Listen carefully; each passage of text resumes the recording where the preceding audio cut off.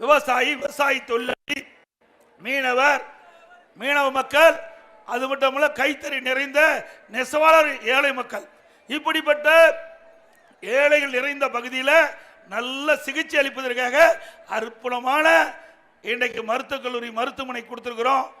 இது அதிமுக ஆட்சியுடைய வரலாற்று சாதனை.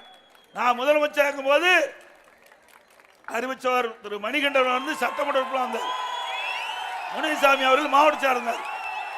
நானே நேரடியாக வந்து மத்திய அமைச்சர் வந்து அடிக்கல் நாட்டிட்டு போனோம். இப்படி மக்களுடைய பிரச்சனை உணர்ந்து மக்களுக்கு சேவை செய்கிற இயக்கம் அதிமுக இயக்கம். அதே போல இந்த பகுதி ஒரு பின்தங்கிய பகுதி. இந்த பகுதிக்கு சட்டக்கல்லூரி வேணாங்க. அதிமுக ஆட்சியில் சுமார் 75 கோடியில சட்டக்கல்லூரி கூட.